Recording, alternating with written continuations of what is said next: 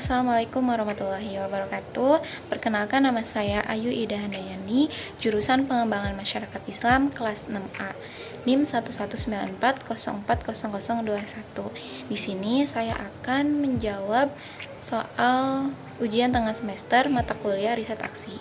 Untuk jawaban nomor 1A yaitu riset aksi.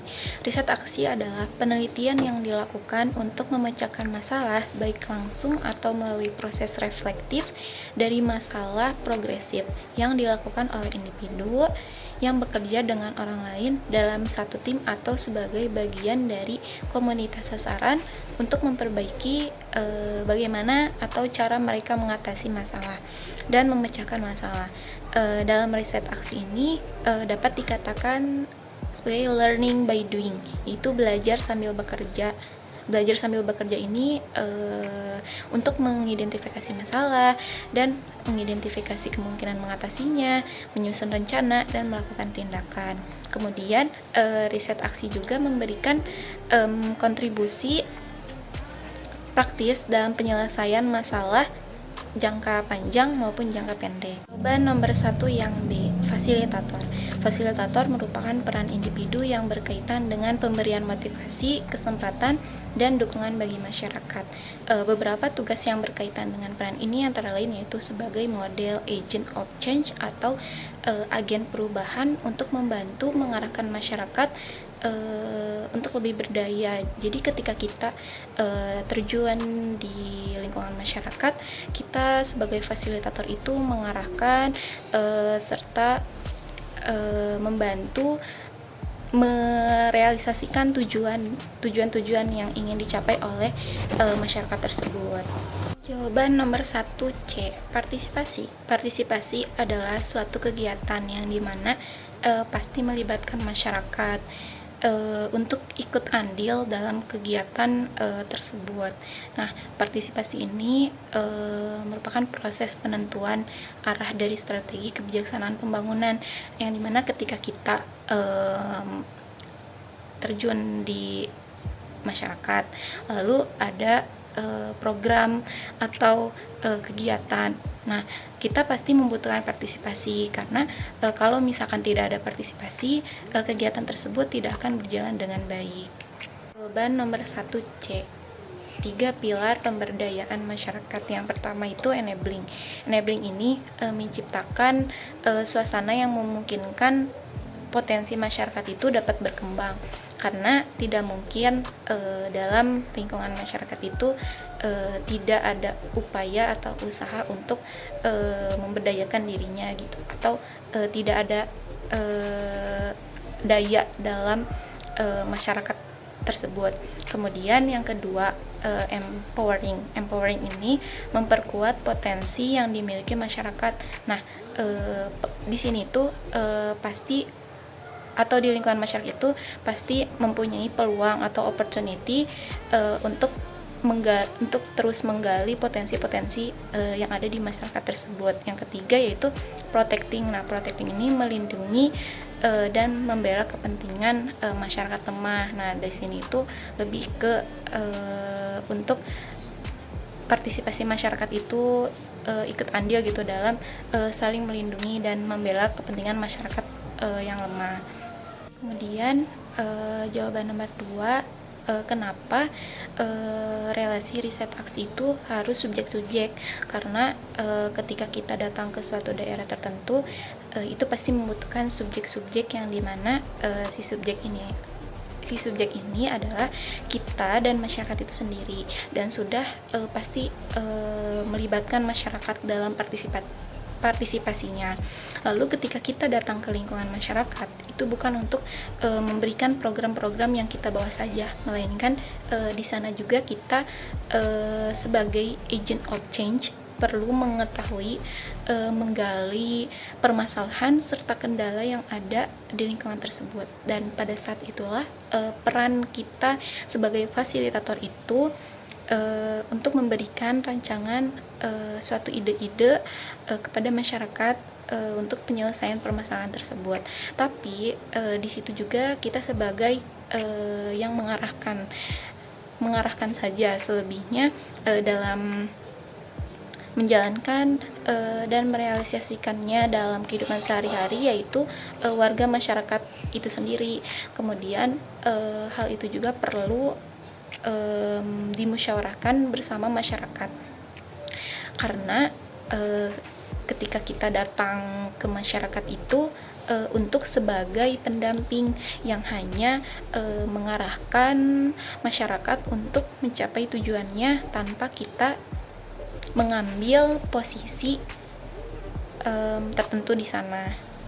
Jawaban nomor 3 tentang teknik-teknik riset aksi. Yang pertama yaitu pemetaan atau mapping. Nah, teknik ini itu merupakan langkah awal ketika kita sebagai mahasiswi datang ke lingkungan masyarakat tersebut.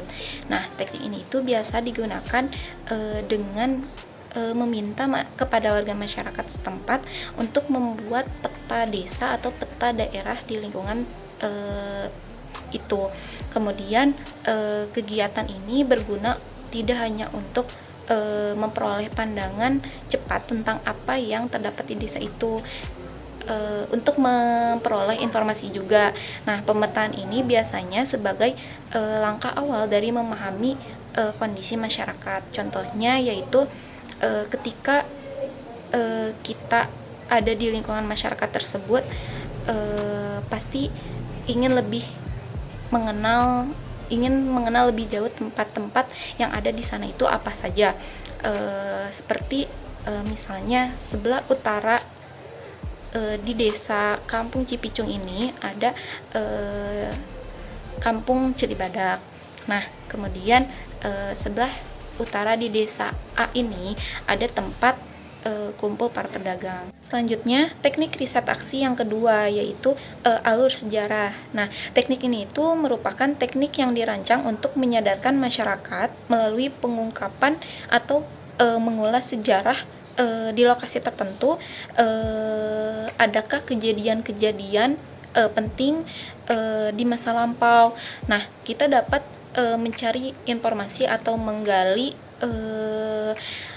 tentang alur sejarah ini bisa dengan data sekunder atau cerita rakyat yang sudah lama tinggal di lingkungan tersebut, atau bisa bertanya kepada Pak RT dan Pak RW. Nah, dengan teknik inilah kita bisa mengetahui topik-topik penting apa yang terjadi di masyarakat, khususnya terkait dengan masalah-masalah. Kemudian kita juga dapat memahami keadaan masyarakat di masa sekarang, dan kita bisa mengambil pelajaran dari kejadian di masa lalu untuk sebagai bekal dalam merencanakan program yang akan datang. Selanjutnya, teknik yang ketiga yaitu kalender musim, merupakan satu bentuk dari teknik PRA, yaitu Participatory Rural Appraisal, yang dimana sangat berguna dalam rangka melihat kejadian-kejadian terkait dengan musim.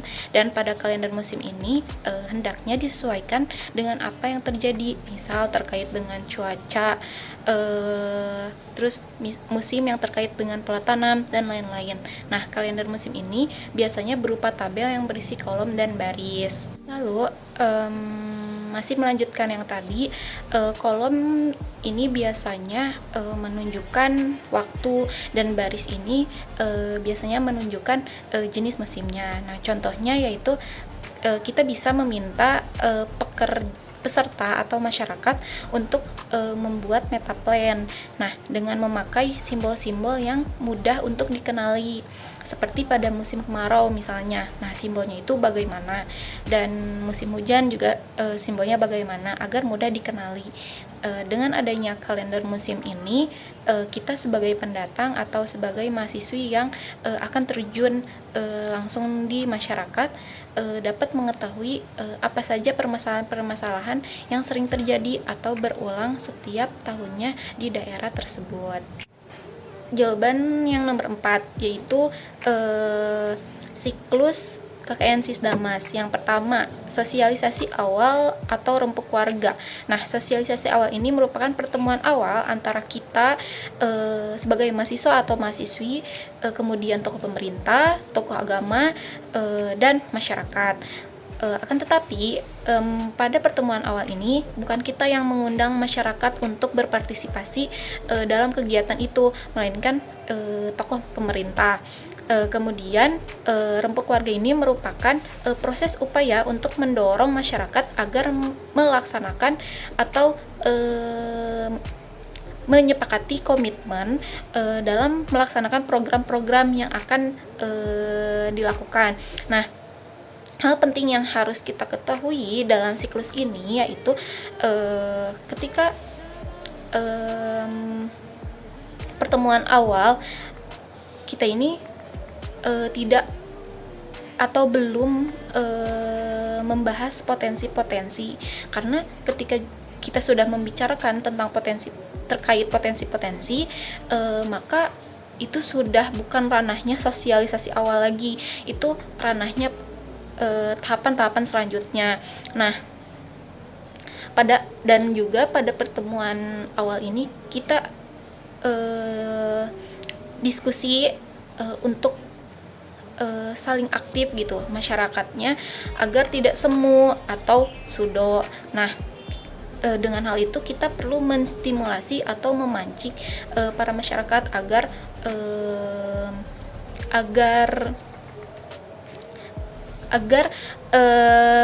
tertarik untuk menyepakati program-program yang akan dilaksanakan. Nah,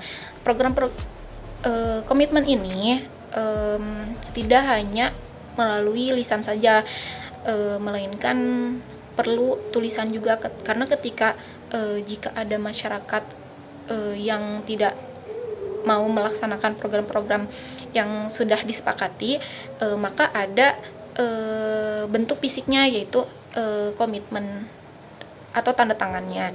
Nah, kemudian tahapan sosial ini ada 3, yaitu observasi dan transek, sosial tingkat basis, dan sosial tingkat desa. Nah, setelah itu ada refleksi sosial. Refleksi sosial ini adalah kita memberikan stimulus atau gambaran kepada masyarakat, sehingga masyarakat dapat merefleksikannya pada kehidupan permasalahan sosial di masyarakat tersebut. Kemudian mereka mencari tahu apa saja kendala yang ada di lingkungan masyarakat itu, lalu mereka mencatatnya di kertas. Selanjutnya yaitu siklus yang kedua, pemetaan sosial dan pengorganisasian masyarakat. Pemetaan sosial yaitu pengumpulan data dan informasi mengenai masalah sosial yang ada pada masyarakat tersebut. Kemudian potensi dan kebutuhan apa saja yang ada di masyarakat itu. Nah, kita juga perlu memetakan sosial dengan cara mengelompokkan bersama masyarakat, dan kita juga ikut andil dalam pengelompokan tersebut, karena kan kita itu sebagai fasilitator. Nah, kita sebagai pendamping untuk kelompok-kelompok di masyarakat.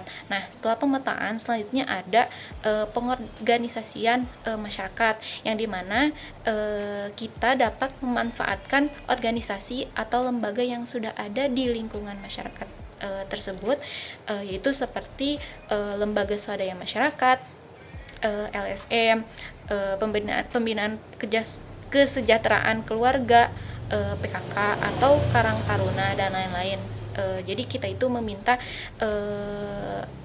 bantuan dari yang sudah dipaparkan tadi. Kemudian yang ketiga yaitu perencanaan partisipatif dan sinergi program atau CANTIP. Nah, perencanaan partisipatif ini yaitu hasil dari permasalahan yang sudah dibahas pada saat pemetaan sosial. Nah, yang dimana kita itu perlu mengidentifikasi dan mempersiapkan pemecahan-pemecahan apa saja yang dapat dilakukan dalam perencanaan partisipatif ini. Kemudian selanjutnya ada sinergi program, yang dimana sinergi program ini yaitu sebuah kegiatan yang di dalamnya terdapat proses interaksi untuk menghasilkan ide-ide program dengan meminta bantuan atau bekerja sama dengan pemerintah daerah tersebut untuk mensinergikan program dengan baik. Selanjutnya, siklus KKN Sisdamas yang keempat yaitu pelaksanaan program. Nah, pelaksanaan program ini merupakan inti akhir dari siklus riset aksi ini. Nah, atas ide-ide ya atau hasil dari perencanaan partisipatif, pemetaan sosial dan lain yang sudah dibahas sebelumnya. Nah, seperti apa saja permasalahan atau kendala yang ada di lingkungan masyarakat.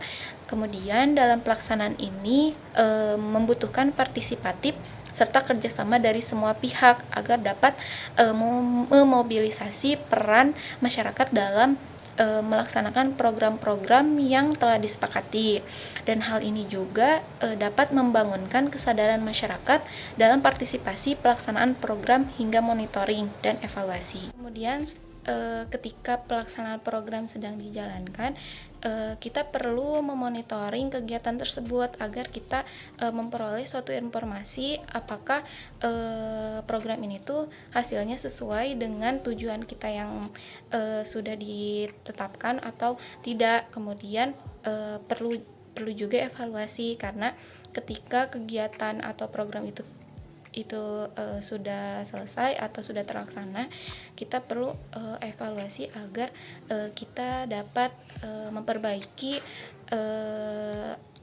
hal-hal yang bisa dikatakan masih kurang. Cukup sekian dari saya. Wassalamualaikum warahmatullahi wabarakatuh.